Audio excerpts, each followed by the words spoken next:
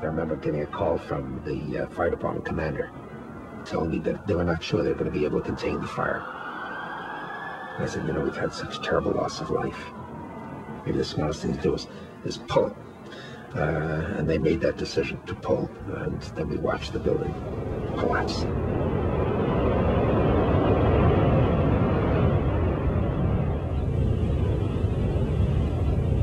Yeah, he said we're going to pull. He said we're going to pull the building. Silverstein said we're going to pull the building. And we got the firemen saying they pulled it. I mean, Silverstein goes on PBS and says it, and we're the weirdos when he says it on TV. Unbelievable. Let's see that one more time. Maybe the smartest thing to do is pull it. And they made that decision to pull, and then we watched the building collapse. It takes demolition experts weeks to prepare for the destruction of a building. How do they do it on 9/11 in just a few hours?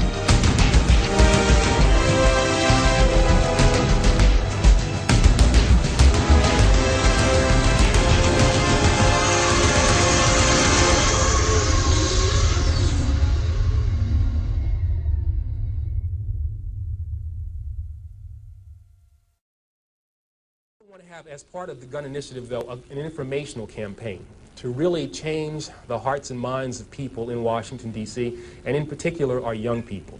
They are saturated in the media and in entertainment, or by the entertainment industry, with violence. And I think too many of our young people, in particular our young men, are fascinated with violence, and in particular fascinated with guns.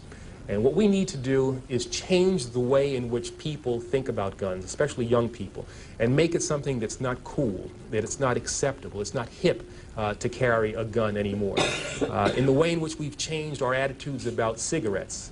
You know, when I was growing up, people smoked all the time. I mean, both my parents did. But over time, we changed the way in which people thought about smoking, and so now we have people who cower outside of buildings and kind of smoke in private and don't want to admit it. And that's what I think we need to do with guns, really change the way in which people think about guns. Now, This is not going to be something that's very easy to do because we are, quite frankly, fighting something that appears, every day on television, on the radio, in our popular music, in movies that these kids are exposed to. It will be an effort that will entail things that I'm really not familiar with. I think I'm a pretty good lawyer, but we need to get really innovative, creative things that are going to grab the attention of these kids and change, as I said, the way in which they think about guns. And so what I've asked is that the creative community in Washington, those ad agencies that create these snappy ads and make me buy things that I don't really need, devote that talent in a more constructive way so we can get at the minds of these young people. This informational campaign, I've also called on the newspapers and the television stations to devote to us time and space so that we can get these ads, so we can use these spots, and not to give us 1, 2 o'clock in the morning ads when nobody's watching, but at the time when people, particularly young people, are watching television, so that when they're watching, the Fresh Prince of Bel-Air or Martin or whatever else they watch, and yeah, I watch those things once in a while, so that they'll see these ads and they'll be grabbed by these ads. I've also asked people who have influence over youngsters, entertainers, athletes, to be involved in this program as well. But not only them, community leaders, Jesse Jackson, Mayor Barry, people who have credibility with young people should be on the television, on the radio, as much as we possibly can, and telling these youngsters that it's wrong to carry a gun, and that if you have information about people who are carrying guns, you've got to share that with Chief Thomas and with his people as well. I've also asked the school board to make a part of every day some kind of anti-violence, anti-gun message. Every day, every school, at every level. One thing that I think is clear with young people and with adults as well is that we just have to be repetitive about this. It's not enough to simply have a catchy ad on a Monday and then only do it every Monday. We need to do this every day of the week and just really brainwash people into thinking about guns in a vastly different way. We also want to have a hotline that we will set up and have the number of that hotline that you would just go out there, and that would be something that people would have emblazoned in their minds so that when they see a gun or become familiar about the facts of a gun crime, they would call that hotline and pass that information on.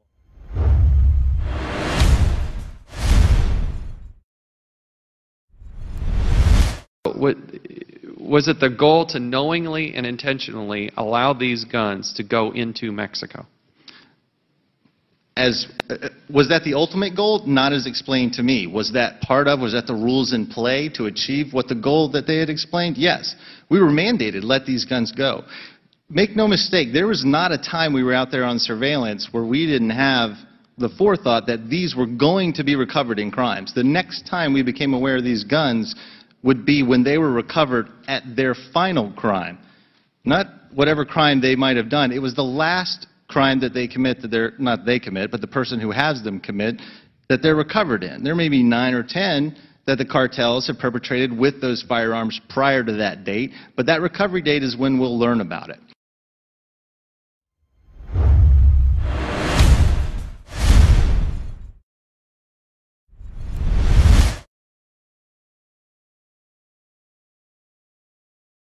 Then in the radio transmissions from September 11th, firefighters reported numerous additional explosions going off within the buildings. I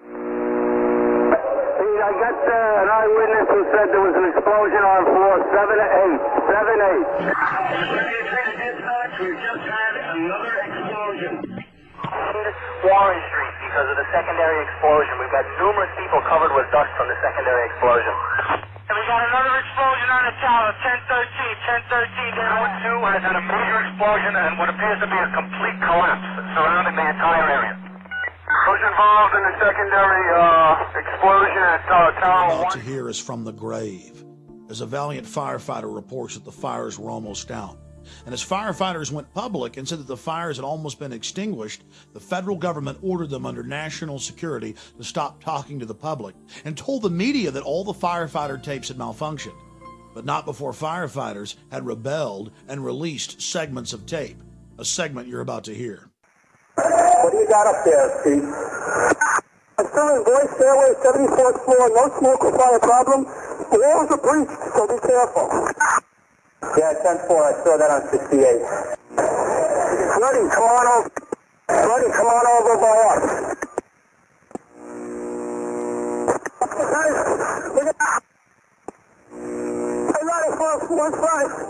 got tanks isolated pockets of fire. We should be able to knock it down with 2 lines. Where you know that? 78th floor, numerous 1045 code lines. What's scaring you, Mario? Seconds before the towers collapsed, blast points could be seen springing up down the sides of the buildings from the top down. High, and the lobby looked as though a bomb had exploded there. All the glass was taken out. There were 10-foot by 10-foot marble panels that were once walls. They were loose from the wall of the Trade Center. I went around by the freight elevator and I could see it was just blown. It was just a giant 30th floor. We hear another explosion.